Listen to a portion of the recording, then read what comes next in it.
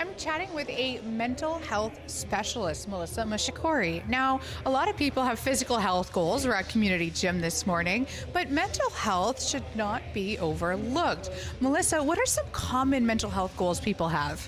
I think this year what I'm really seeing, sort of in line with the theme of 2025 being the year of shedding, a lot of people are really wanting to let go of the things that don't serve them anymore. So that could be like old relationships that are no longer, serving them, old jobs, different ways of the lifestyle. So just letting go of what no longer serves them and trying to focus on building a life for themselves that does.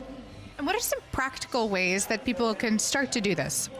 I think one of the things I always like to share with clients is really trying to train yourself to focus on the things that you do have.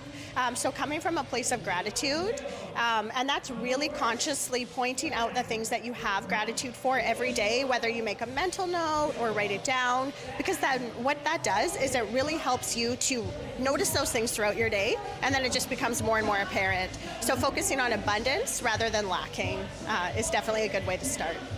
And much like the physical goals, right? It's a muscle. These are daily practices. It's not necessarily just all in. Yes, totally, 100%. I think it's just, living as best you can every day, really enjoying your moment, remembering that this moment is actually the only moment that exists, ever. So, we don't have to put so much pressure on ourselves. No doubt. And talking it through as well when it comes to those mental health conversations, it can be extremely tough.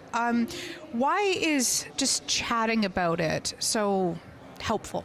Yeah, I think a lot of us walk around with all of these thoughts living sort of rent-free in our heads all the time. And, we have self-talk while we're driving, while we're getting ready in the morning. And sometimes just sitting down with somebody and actually articulating what we're going through, what we're thinking, what we're feeling can be really positive. Not only are you going to get, your validation, but you're going to really, focus on where you're at, but where you want to go as well with somebody who is there for you to support you through it.